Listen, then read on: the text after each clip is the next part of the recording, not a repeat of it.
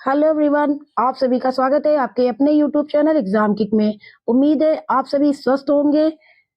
देखिए, कोई एग्जाम एक दिन में क्लियर नहीं होता, इसके लिए कंसिस्टेंसी मोस्ट इम्पॉर्टेंट है। तो पढ़ाई करते रहिए क्योंकि एग्जाम में अब ज्यादा समय नहीं रह गया है।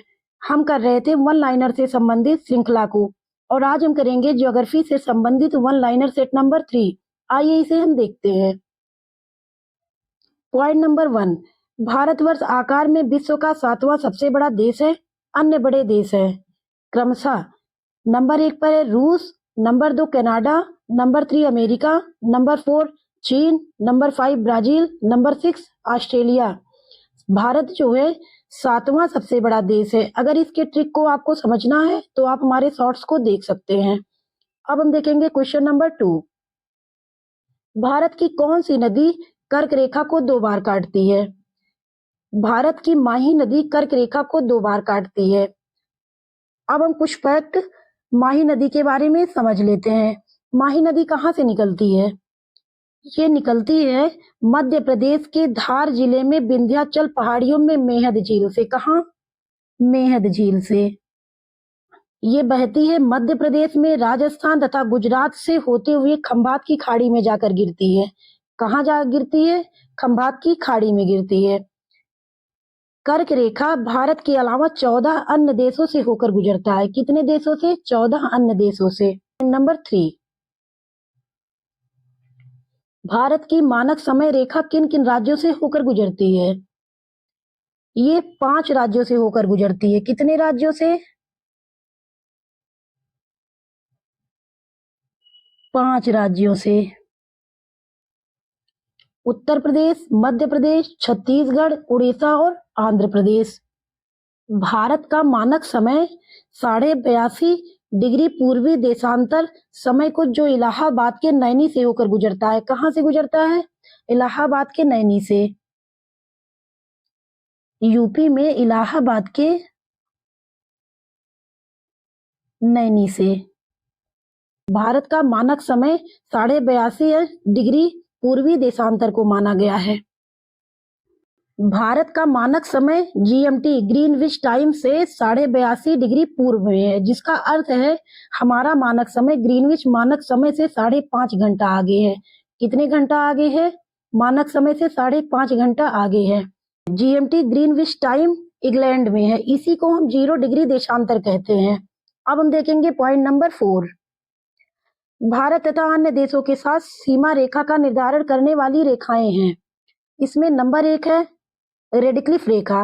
रेडक्लिफ रेखा कौन कौन से देश की सीमा को निर्धारित करता है? ये भारत तथा पाकिस्तान की सीमा का निर्धारण करता है। रेडक्लिफ रेखा का निर्धारण सर रेडक्लिफ की अध्यक्षता में 17 अगस्त 1947 को हुआ। कब हुआ? 17 अगस्त 1947 को। किसकी अध्यक्षता में हुआ? सर रेडक्लिफ की अध्यक्षता में। अब हम देखेंगे सेकेंड डूरंड रेखा। डूरंड रेखा किसके किसके मध्य है? ये भारत एवं अफगानिस्तान के मध्य सीमा रेखा का निर्धारण करता है। भारत अफगानिस्तान के साथ 106 किलोमीटर स्थलीय सीमा को साझा करता है, जो अन्य पड़ोसी देशों से सबसे कम है। नंबर 3 मैकमोहन रेखा। मैकमोहन रेखा भारत एवं चीन के मध्य सीमा रेखा का निर्धारण करता है। अब हम देखेंगे पॉइंट नंबर 5। भारत में विद्यमान भूवैज्ञानिक संरचनाओं का प्राचीनतम से नवीनतम की ओर सही क्रम है। इसमें सबसे पुराना है धारवाड़, फिर कुडप्पा, फिर विंध्यन, फिर गोंडवाना। सबसे प्राचीन धारवाड़ है, सबसे नवीन गोंडवाना है। ये प्राचीन है और ये नवीन है। अब हम देखेंगे धारवाड़ क्रम की चट्टानों को। धारवाड़ क्रम की जो चट्टानें हैं, ये इनका निर्माण आर्कियन क्रम की चट्टानों के अपरदन एवं निक्षेपण के फलस्वरूप हुआ। अपरदन एवं निक्षेपण अर्थात टूट फूट के फलस्वरूप हुआ। किसके फलस्वरूप? इनका निर्माण आर्कियन क्रम की चट्टानों के टूट फूट के फलस्वरूप हुआ। इसमें क्या होता है? जीवाश्म का अभाव पाया जाता है, इसमें जीवाश्म नहीं होते हैं। और ये कहाँ पर है? धारवाड़, कर्नाटक के धारवाड़ व शिमोगा जिले में।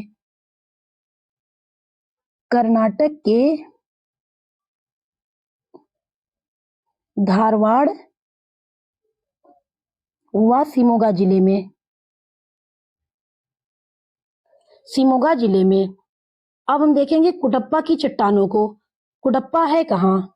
ये है आंध्र प्रदेश में। कहाँ है? आंध्र प्रदेश में है। 35,100 किलोमीटर की अर्धचंद्राकार द्रोणी है। इसमें क्या हुआ? ताप और दाब की जो है अधिकता पाई जाती है। इसमें जीवाश्म नहीं पाया जाता। और इसमें क्या क्या मिलता है? यहाँ पर मिलता है शैल, शैल स्लेट, चूना पत्थर, चूना पत्थर, क्वार्टाइज, क्वार्टाइज। अब हम देखेंगे विंध्यन के चट्टानों को। विंध्यन की चट्टानों में भी जीवाश्म का अभाव पाया जाता है। यहाँ पर भी जीवाश्म का अभाव पाया जाता है। इस प्रकार की चट्टानों में क्या क्या पाए जाते हैं? चूना पत्थर, बलुआ पत्थर,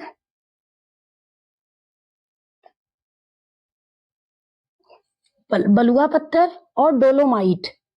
और क्या? डोलोमाइट।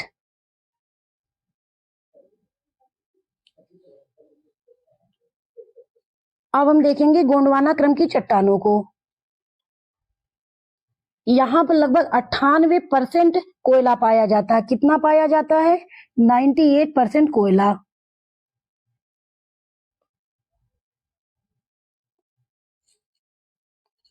यहाँ पर 98% कोयले का भंडार पाया जाता है।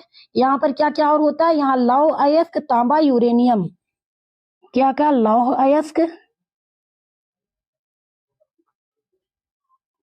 तांबा और यूरेनियम।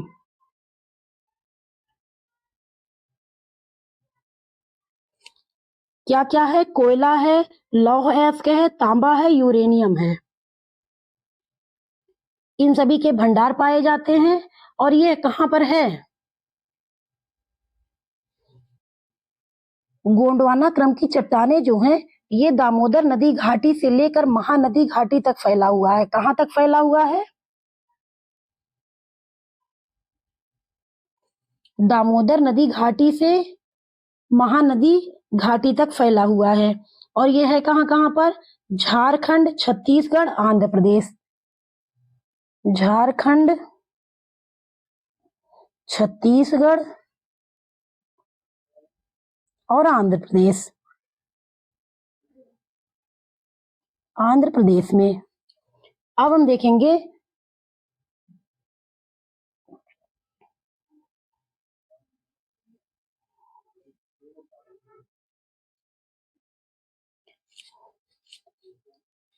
भारत में विद्यमान भूवैज्ञानिक संरचनाओं का प्राचीनतम से नवीनतम की ओर सही क्रम क्या हुआ?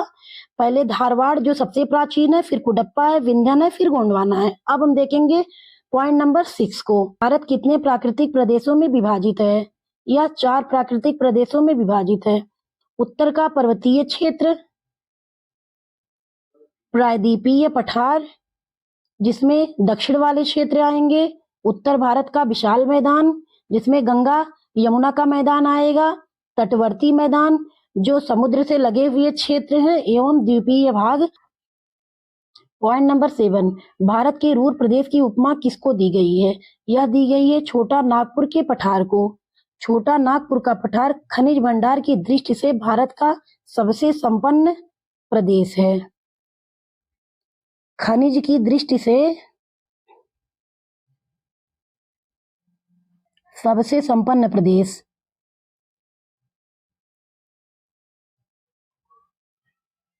संपन्न प्रदेश है। अब हम देखेंगे पॉइंट नंबर 8। महाराष्ट्र एवं कर्नाटक में पश्चिमी राज्य कहलाते हैं। ये क्या कहलाते हैं? ये सह्याद्री कहलाते हैं। Point number 9। उत्तरी तथा दक्षिणी भारत के बीच प्राकृतिक विभाजक के रूप में कौन सी पर्वत श्रेणी जानी जाती है? ये जानी जाती है विंध्य श्रेणी। कौन सी पर्वत श्रेणी? विंध्य पर्वत श्रेणी। विंध्य पर्वत श्रेणी कौन कौन से राज्य में फैली हुई है? पश्चिम में गुजरात से लेकर मध्य प्रदेश, उत्तर प्रदेश, बिहार, झारखंड राज्य में लगभग 675 मील तक फैला हुआ है। कहाँ कहाँ है ये? गुजरात, मध्य प्रदेश, यूपी, बिहार और झारखंड। झारखंड में फैला हुआ है। ये पॉइंट नंबर 10। दिल्ली रेंज किस पर्वत श्रृंखला का पूर्वी विस्तार है? ये अरावली श्रेणी का पूर्वी विस्तार है। अरावली पर्वत श्रेणी जो है वो दिल्ली के दक्षिण भाग में विस्तारित है। कहाँ? दिल्ली के दक्षिण भाग में। दिल्ली के दक्षिण भाग में। दिल्ली के दक्षिण भाग में विस्तारित है। अब हम देखेंगे पॉइंट नंबर 11। मणिपुर में कुछ लोग लटकी हुई गाद, सिल्ट से बंधे हुए अपतृण वृक्ष और सड़ती हुई वनस्पति, तैरते हुए द्वीपों पर बने हुए मकानों पर रहते हैं। इन द्वीपों को क्या कहते हैं? इन्हें हम फुमड़ी या फ्लोटिंग आइलैंड कहते हैं। मणिपुर में लोकटक झील को तैरती हुई झील के नाम से जाना जाता है। किसको? लोकटक झील को।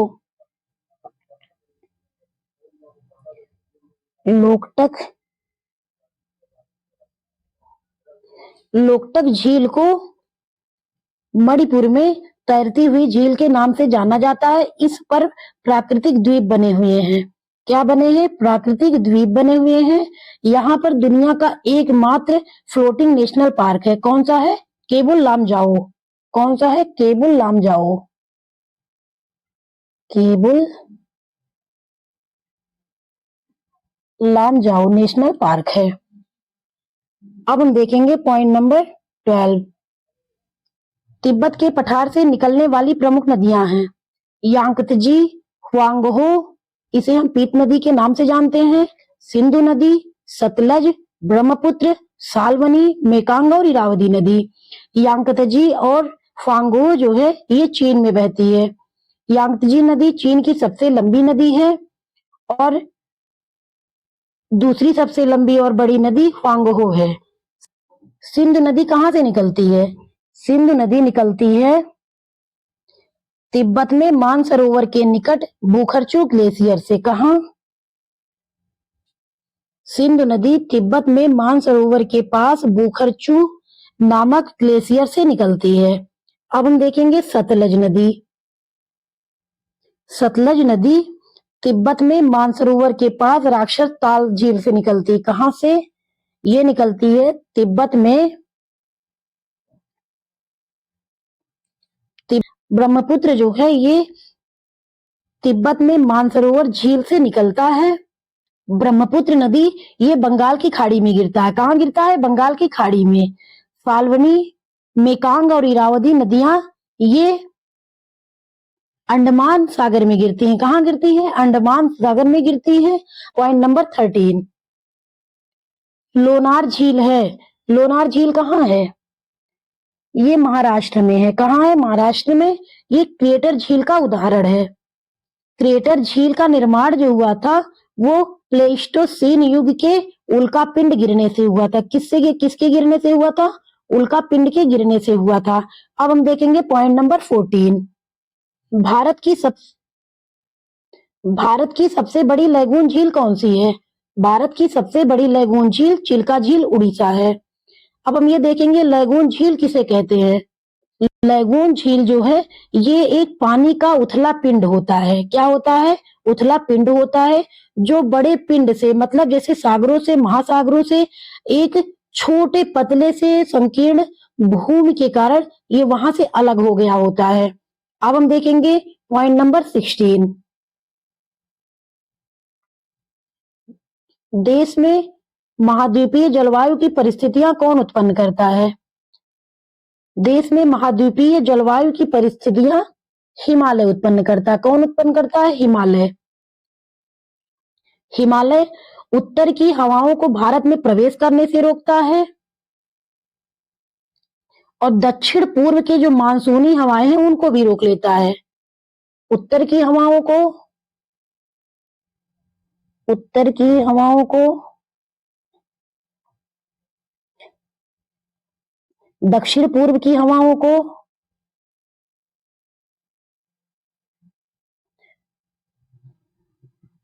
उत्तर की हवाओं को रोकता है, दक्षिण पूर्व की हवाओं को रोक लेता है, और ये बंगाल की खाड़ी से जो हवाएं आती हैं उनको कम करने में मदद करता है।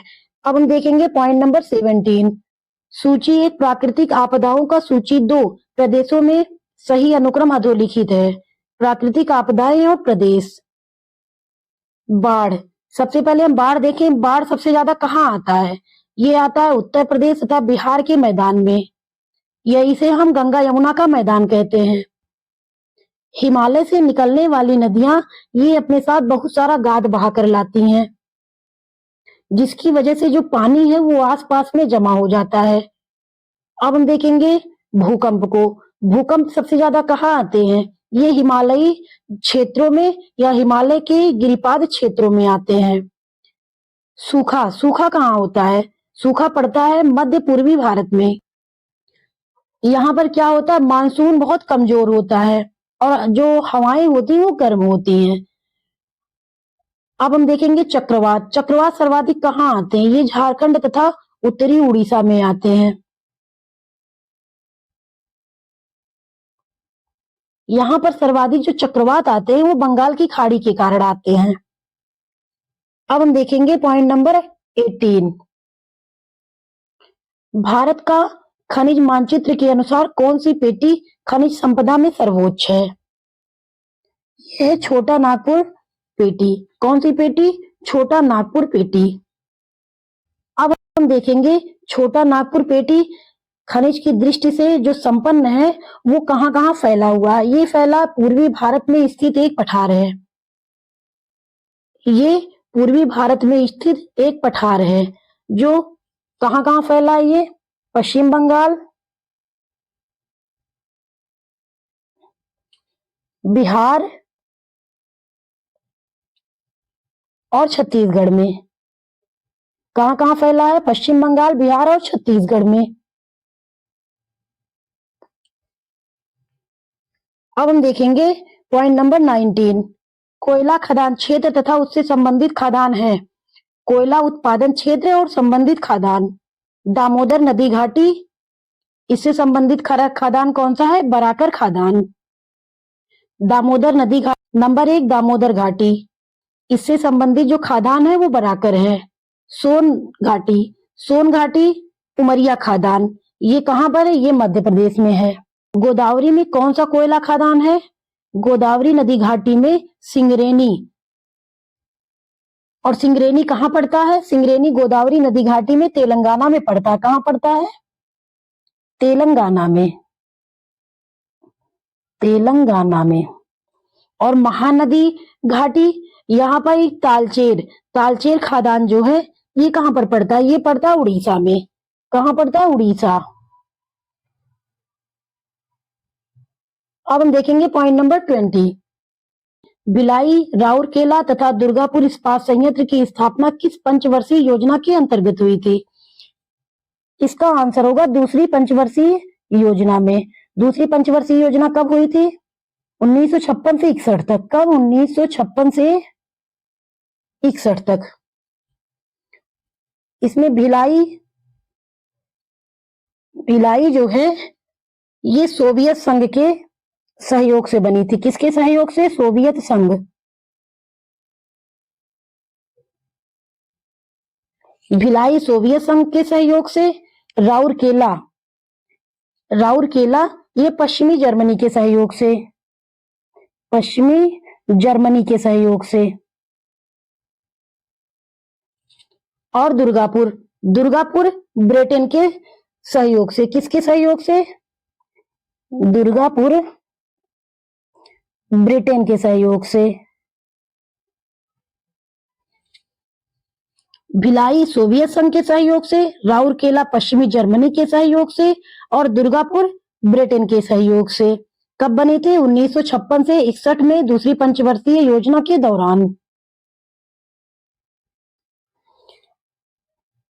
अब हम देखेंगे पॉइंट नंबर 22। भारत में सिलिकॉन घाटी की उपमा किसे प्रदान की गई है? ये प्रदान की गई है बेंगलुरु को। किसको? बेंगलुरु को। बेंगलुरु भारत के सूचना प्रौद्योगिकी निर्यातों का अग्रणी स्रोत रहा है। बेंगलुरु भारत के सूचना प्रौद्योगिकी निर्यातों का अग्रणी स्रोत रहा है। किसका? सूचना प्रौद्योगिकी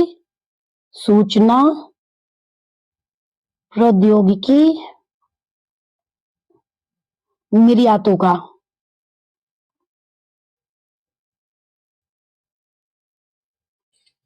पॉइंट नंबर 23। विश्व की सबसे ऊंची सड़क है। विश्व की सबसे ऊंची सड़क कौन सी है? मनाली लेह मार्ग। अब हम देखेंगे पॉइंट नंबर 24। देश का सबसे गहरा बंदरगाह है। देश का सबसे गहरा बंदरगाह कौन सा है? यह है विशाखापत्तनम बंदरगाह। और ये कहां पर है? यह है आंध्र प्रदेश में। कहां है? आंध्र प्रदेश।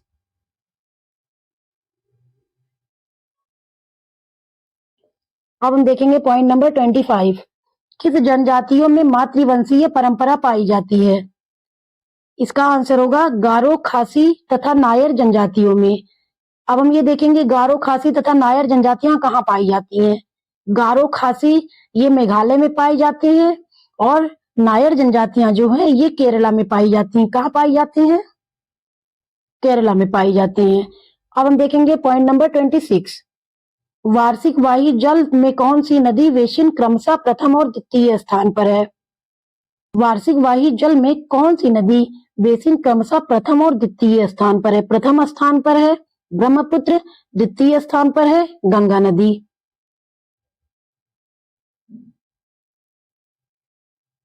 अब हम देखेंगे पॉइंट नंबर 27। कोयला, पेट्रोलियम तथा गैस आदि किस प्रकार की ऊर्जा स्रोत में आते हैं? ये आते हैं पारंपरिक ऊर्जा स्रोत में। किसमें? परंपरागत ऊर्जा स्रोत में। अब हम ये देखेंगे परंपरागत ऊर्जा स्रोत कौन कौन से हैं। इसके अंतर्गत कोयला, पेट्रोलियम, गैस आदि आएंगे। कौन कौन से आएंगे? कोयला, पेट्रोलियम, गैस। इनके जो भंडार होते हैं वो सीमित होते हैं। और जो गैर पारंपरिक हैं, गैर पारंपरिक में कौन कौन से आएंगे? इन्हें हम नवीकरणीय ऊर्जा कहेंगे। सूरज की रोशनी, हवा आदि। नवीकरणीय ऊर्जा, नवीकरणीय ऊर्जा इसमें कौन कौन से आएंगे? सूर्य का प्रकाश,